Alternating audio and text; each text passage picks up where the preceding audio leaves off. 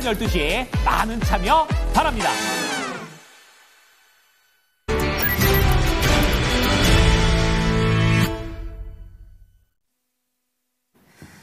쓰리포인트입니다. 오늘 장의 세 가지 포인트. 사실 워낙에 정치적 이슈 한 가지로 몰려있기 때문에 다른 게 뭐가 있을까 싶으실 수도 있는데 이 시간에 전문가의 시각으로 또 시장 분석해 보겠습니다. 함께해 주실 분 토마토 투자클럽의 김근우 전문가입니다.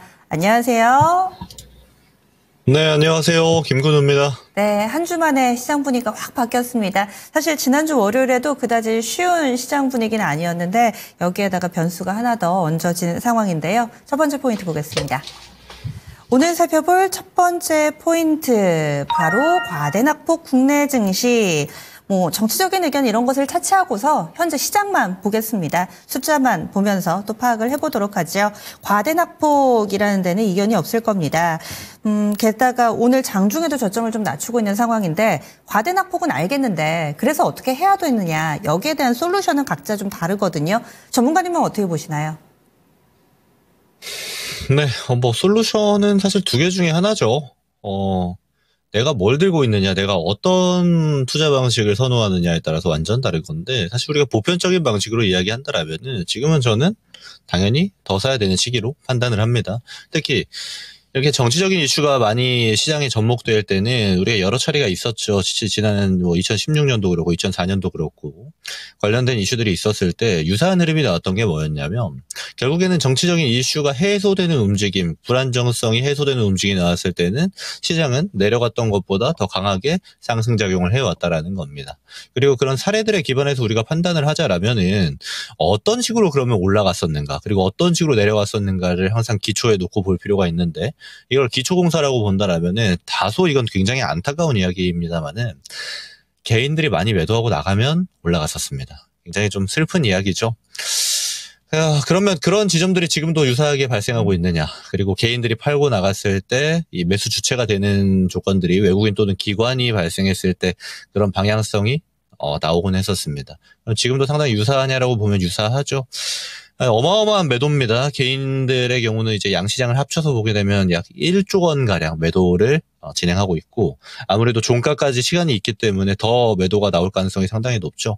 그리고 오늘 같은 경우는 이제 외국인이 코스피 같은 경우 이제 순매수를 하지 않고 있습니다만 코스닥 같은 경우 대놓고 좀 사고 있습니다. 특히 시총 상위에 있는 2차전지나 바이오 종목들을 주로 매수하고 있고요. 기관 같은 경우는 코스피 위주로 좀 매수를 하고 있는데, 이런 지점들 자체는 우리가 큰 전략 안에서 과거의 사례를 기초로 놓고 본다라면 증시를 돌릴 만한 조건 중에 하나로 부합할 수 있다라고 이야기 드릴 수 있겠고요. 또 하나 중요한 거는, 그러면 지금 관망하고 있는 이 외국인들, 코스닥 사는 거 알겠는데 결국에는 시장 끌어올리려면 코스피를 매수해야 되거든요.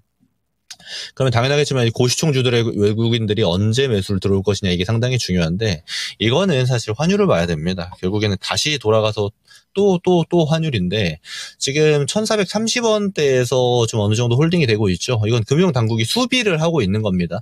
이거 수비 안 했으면 1500원도 오늘 튈 수 있을 정도로 굉장히 안타까운 상황이 나올 수 있었는데 실제로 막고 있고요. 그리고 이 지점은 우리가 잘 알고 있지만 정치적인 불확실성이 어느 정도 해소가 돼야 됩니다. 그 중요한 국면이 아무래도 이번 주가 되지 않을까라고 좀 판단할 수 있겠죠. 이렇게 좀 지켜보셔야 될 것 같고, 또 하나 우리가 봐야 되는 거는 이제 증안펀드에 대해서입니다. 증안펀드가 이제 준비되어 있다라는 이야기는 금융위 위원장이 직접 여러 차례 이야기를 했어요. 오늘 오전에도 그렇고. 근데 집행되는지에 대한 여부는 아직 집행이 안 되고 있습니다. 오히려 집행되고 있는 건 밸류업 펀드인데, 이게 금액 자체가 좀 많이 다릅니다. 증안펀드 같은 경우는 처음부터 바로 집행할 수 있는 금액이 8천억 단위예요. 그래서 증시 입장에서는 상당히 잘 매수세를 받쳐줄 수 있는 형태인데, 밸류업 펀드 같은 경우는 이제 막 300억, 400억 이런 식으로 집행이 가능하기 때문에 증시에는 사실 영향이 미미합니다. 그래서 밸류업 펀드 같은 경우는 이제 이번 주부터 해서 추가 편성을 논의하고 있긴 한데, 이건 편성되는 걸 보고 판단해야 되지 않을까. 그리고 추가로 편성된다 한들 언제 집행되느냐에 따라서 또 증시가 분위기를 따로 잡을 겁니다. 그리고 이거는 외국인 매수세랑 아마 같이 갈 거예요. 왜냐하면 외국인들 같은 경우도 이게 내려가고 있을 때 사는 것보다 올라가는 타이밍에 같이 사고 싶어 하거든요. 당연한 거고, 그럼 올라가는 타이밍은 당연히 우리 정부가 어떤 식의 판단을 내릴 것이냐에 따라서 맞춰지지 않을까 싶어서, 저는 그 지점은 같이 간다라고 보고 있습니다. 그래서 밸류 펀드 추가 편성과 집행 시기, 그리고 증한 펀드의 집행 시기가 상당히 중요할 것 같은데, 집행 시기랑 외국인 매수세가 같이 붙는다라면은 증시가 어느 정도 바닥을 잡는 국면으로 들어간다라고 판단을 할 수 있지 않을까 싶고요. 지금은 제가 이제 두 가지로 이야기 드렸습니다. 예를 들어서 우리가 보편적으로 취하는 증시 전략 같은 경우는 좋은 종목들을 최대한 싸게 사서, 특히 좋은 종목들은 싼 기회가 많이 없죠. 계속 올라가기 때문에. 그럼 그런 형태에서 우리가 어떻게 보는 게 좋을까라고 본다라면, 지금은 개별 종목들의 악재가 있어서 내려가는 형태는 전혀 아닙니다. 증시가 갖고 있는 불안정성이, 특히 정치적인 이슈가 불안정성을 불러일으켰다라고 판단하는 게 맞기 때문에, 좋은 종목들은 지금 굉장히 쌓여있다라고 보는 게 옳다라고 보고요. 이미 들고 있다라면 추가 매수를 하는 영역으로 보는 게 당연히 맞고, 예를 들어 저는 지금 현금 없는데요 하면 충분히 기다려도 되는 영역으로 판단하시는 게 맞다라고 보고요.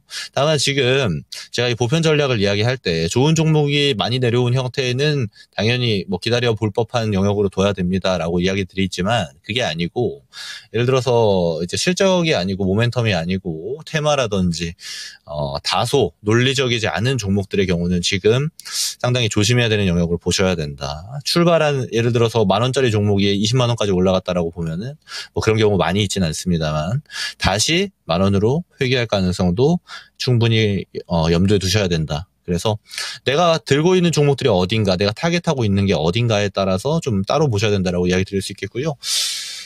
또 하나는 이제 내일 예정된 게 예산안과 이제 세법 개정안이 통과 예정입니다. 이건 민주당이 직접 이야기한 건데, 여기엔 금투세도 당연히 포함이 되고요. 금투세 같은 경우는 뭐 당론이 바뀌지 않았다고 실제로 당대표가 이야기한 만큼 지장은 없을 것으로 보입니다만은, 예산안이 아무래도 증시에는 중장기적으로 어떻게 작용할까가 봐야 돼요. 왜냐면 정책 단위 예산안도 많이 이제 삭감을 했죠. 그래서 삭감액 같은 경우가 이제 4조 1,000억대에서 4조 8천억대로 추가적으로 삭감을 할 가능성도 이야기를 했기 때문에, 이거 내일 가서 봐야 되겠습니다만은, 정부 정책에 관련된 종목들이 동력을 잃을 가능성이 좀 있습니다. 그래서 관련된 종목들의 정부 예산안이 어떻게 편성되는지도 우리가 살펴봐야겠고, 그리고 세법 개정안, 그리고 지금은 논의가 이루어지지 않고 있지만 상법 개정에 대해서도 지금 이렇게 좀 어수선할 때 어느 정도 이야기가 나오는 게 사실 좋거든요.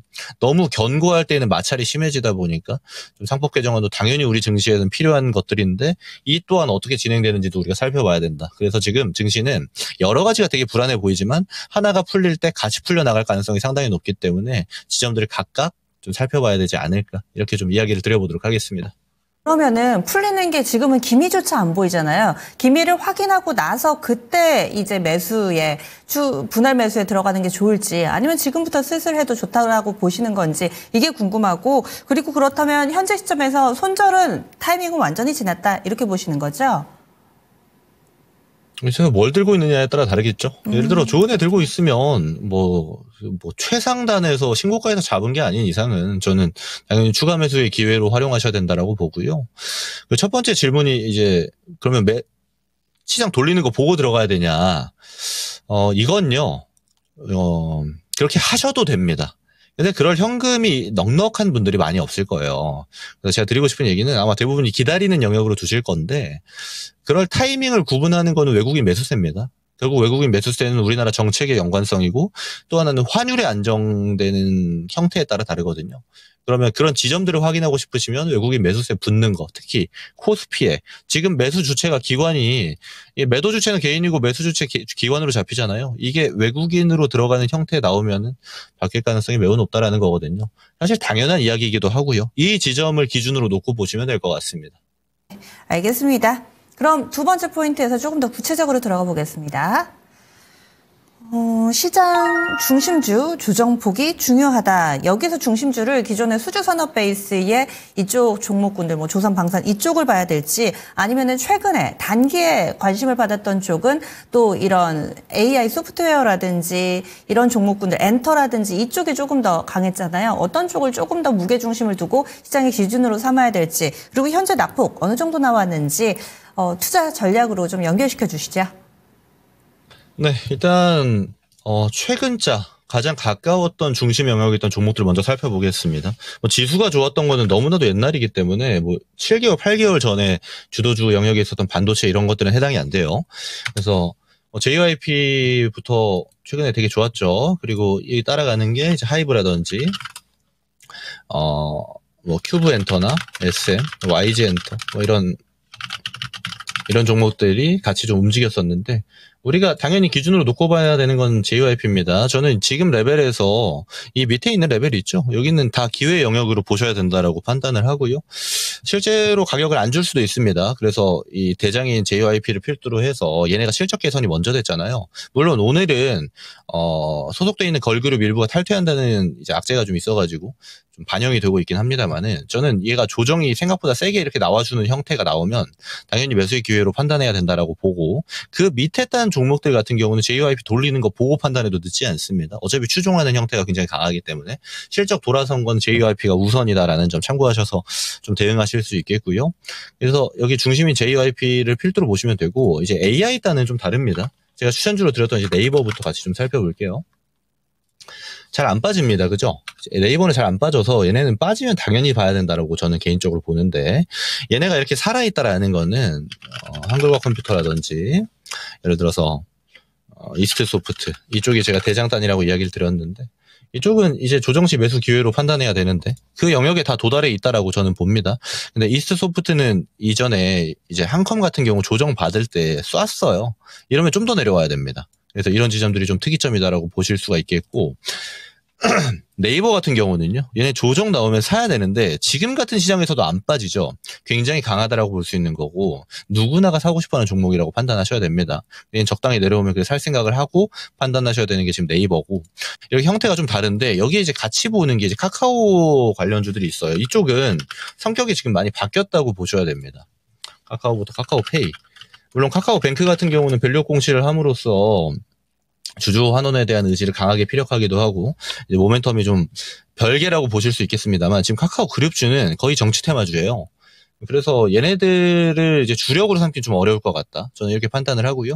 특히 카카오 같은 경우는 지주사로서의 형태이기 때문에 모멘텀이 언제 끝나도 이상하지 않다라고 저는 판단을 해서 이쪽은 좀 조심해야 되는 영역으로 두셔야 되고 특히 뱅크는 제가 개인적으로 괜찮게 보고 있는데도 불구하고 그룹사들이 다 수급을 같이 받고 있어요. 이런 거는 증시 정상화되면 다시 내려올 가능성이 상당히 높다라고 판단을 하는 게 좋다라고 좀 이야기 드리겠습니다. 다음 이제 바이오인데 바이오는 지금 이슈가 좀 있죠. 예를 들어 삼성바이오로직스. 대장주만 좀 보겠습니다. 뭐 셀트리온, 알테오젠 요 정도를 놓고 좀 판단을 하자라면은 물론 신약테크나 플랫폼 가격 나눠서 볼 수 있겠습니다만 지금은 어차피 다 내려가고 있기 때문에 하나로 좀 묶어서 판단을 해볼게요. 지금 삼성바이오로직스나 이제 셀트리온도 지금 CDM으로 추가가 됐죠. 이쪽 같은 경우는 지금 찌라시가 좀 돌고 있는 게 올해 안에 생물보안법이 통과되지 않을 수 있다라는 가능성 제기가 좀 되고 있어요. 그게 오늘도 좀 이야기가 나오면서 우시 앱텍이나 우시 바이오로직스가 이제 뉴욕 증시에서 좀 상승을 하고 있는데 이게 어떤 식으로 결말이 나올지 좀 봐야 될 것 같아요. 근데 올해 통과가 안 되더라도 결국에 내년에 통과된다는 얘기입니다. 이 이야기가 도는 거의 핵심은 이 생물보안법이 통과가 안 된다가 아니라는 거예요. 그래서 이 지점을 본다라면은 얘네들은 조정 나오면 당연히 사야 되는 형태로 봐야 되고 알테오제는 다시 한번 변곡입니다. 제가 이 플랫폼은 계속 이야기 드렸던 게 좋죠. 좋은 거 다 알고 있는데 얘네가 너무나도 오랫동안 상승을 해왔기 때문에 이 단기 박스의 형태에서 이 밑으로 뚫리면 하방이 열립니다. 그랬을 때 이 25만 원 구간까지도 저는 열어놓고 판단해야 된다고 보는 게 지금도 같은 뷰예요. 다만 이게 시장의 하락으로 인해서 보다 좀 과한 측면이 있습니다만은 레벨 밑에서 잡으면 매물대 쌓이는 건 똑같습니다. 그래서 바이오들이 각각 좀 선별화가 되는데 알테오젠 이 밑으로 열리면은 플랫폼들 더 내려가거든요.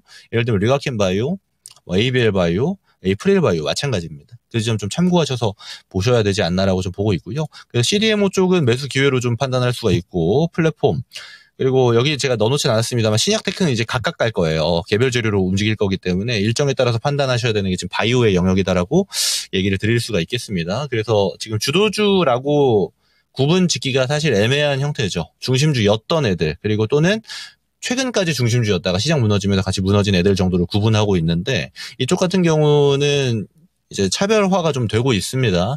그래서 다음 차시 증시가 올라가는 국면에서 먼저 움직일 쪽이 어디 쪽인가를 판단해야 되는데 그랬을 때 이슈가 먼저 붙는 쪽이 CDMO의 가능성이 바이오에선 높고 AI는 네이버 그리고 엔터는 JYP가 모멘텀을 주도할 가능성이 높기 때문에 이쪽을 참고해서 대응해야 되지 않을까라고 이야기를 드리겠습니다.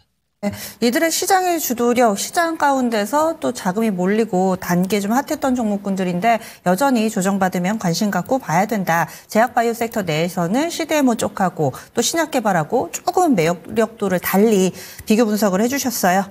두 번째 포인트까지 왔습니다. 다음 마지막 포인트 넘어가 보겠습니다. 오늘 장중한 때 원달러 환율이 거의 1440선 부근까지 올라가는 모습을 보여줬습니다.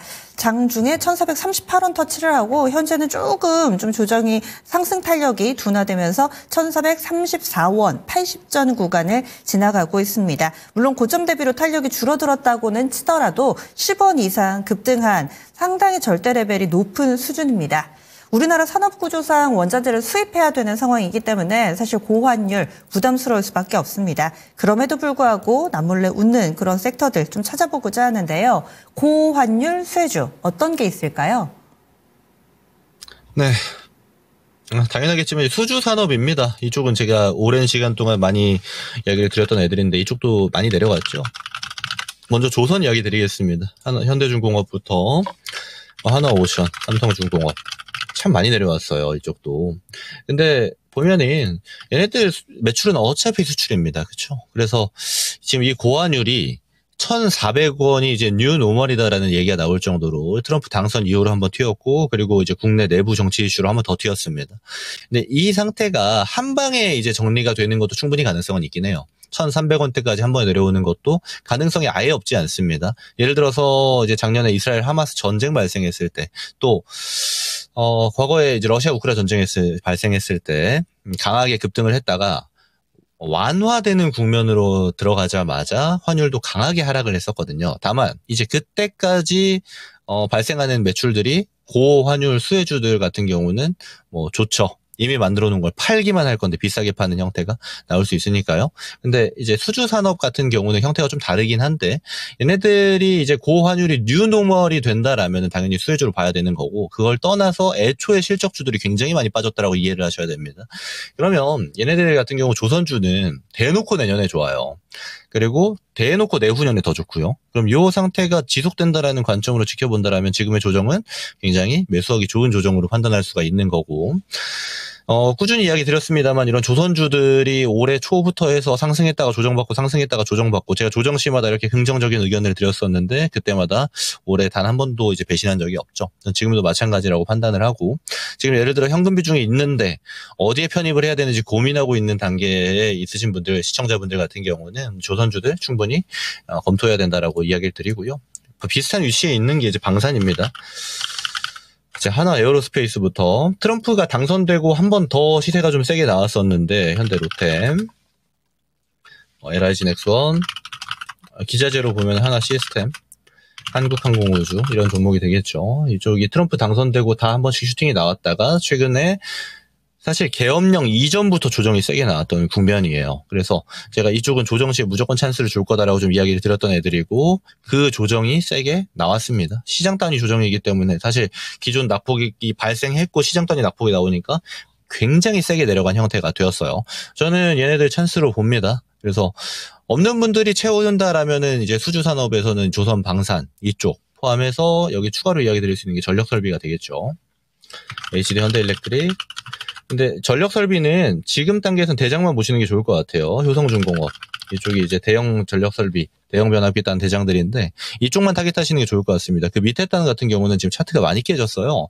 그래서 저가 매수를 통해서 트레이딩 정도야 가능하지만 지금 같은 시장에서 좀 모아가는 형태로 본다라면은 이쪽이 훨씬 유리하다라고 보는 게 저는 맞다라고 봅니다. 그래서 지금 수급이 붙어주고 있고, 대표적으로 제가 외국인 매수세에 대해서 시작할 때 시장 전망에 대해 이야기 드렸었는데 지금 이 방산 조선 이쪽은 외국인이나 기관 매수세가 대놓고 들어오고 있죠. 개인들은 팔고 있고. 그래서 저는 그런 측면에서도 괜찮다라고 좀 판단을 하고 있습니다. 그래서 제가 타이틀이야 고환율 수혜주로 달았지만 사실은 실적 베이스 종목들이죠. 그래서 이런 지점들이 저는 다음 차시 이제 시장 반등이 나올 때는 우선적으로 움직일 섹터다라고 판단하고 있다라는 거 참고로 보시면 되겠습니다. 네. 알겠습니다. 이렇게 해서 고환율 수혜주로 수주 베이스의 산업들을 얘기를 해주시는데 오늘의 추천주 있으시죠? 네, 오늘 추천주 있고요. 제가 방금 이야기 드렸던 한화 에어로스페이스를 이야기 드리고자 합니다. 매수가는 오늘 종가고요. 그리고 목표가, 1차 목표가는 이제 32만 원 말씀을 드리겠습니다.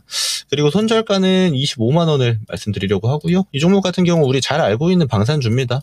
그리고 수출 대장이고요. 그래서 실제로 지금 뭐 모멘텀이 깨졌다 또는 얘네가 갖고 있는 수주의 계약이 빠그라졌다 뭐 이런 게 아니죠. 시장 단위 문제가 좀 발생한 거고 또 조정을 받고 있는 와중에 이제 증시가 좀 불안정해져서 더 세게 내려갔다 보니까 가격의 메리트는 충분하다라고 저는 판단하고 있습니다. 그래서 이번 이제 4분기 실적도 이 수주 산업이 이제 포트에 없는 분들 같은 경우는 지금이 뭐 적기가 아닐까 이렇게 매수 적기로 판단하고 있다는 말씀 같이 드리겠습니다. 한 가지만 간략하게 여쭤볼게요. 방산주는 사실 이번 탄핵 국면 가운데 피해주로 좀 거론이 되는데 이거 괜찮다고 보세요? 저는 이 피해주다 아니다를 구분 짓는 영역을 우리 내부에서만 판단하면 이상해질 거예요. 왜냐하면 과거에 이제 전 정부 같은 경우는 원전을 탈원전을 주도했죠. 지금은 원전을 적극적으로 추진하고 있고요. 그러면 전 정부니까 그러니까 지금의 야당이니까 원전을 추진하고 있다. 대표적이니까 원전 말씀드리는 겁니다. 지금은 그러면 원전을 추진해야 된다. 정책상의 문제인데 뭐냐면 글로벌이 어떻게 하고 있는지 봐야 돼요. 전 정부 같은 경우는 글로벌이 탈원전하고 있었고요. 지금 정부는 글로벌이 원전을 추진하고 있습니다. 그러면 전 세계적인 국면이 어떻게 가느냐가 중요한 게 우리나라 산업이죠. 결국은 수출로 먹고 사는 국가이기 때문에 그럼 이런 형태 큰 방향에 어긋날 수는 없다. 다만 속도가 좀 지연될 수는 있겠죠. 그래서 저는 큰 방향을 기준으로 본다라면은 정책 단위로 볼 때 방산주도 뭐 문제가 된다 이렇게 판단하기 쉽지 않을 거다라고 봅니다. 결국은 우리나라 방산주들이 갖고 있는 포지션이 글로벌에서 어느 정도의 영향력을 지니고 있는 것인가.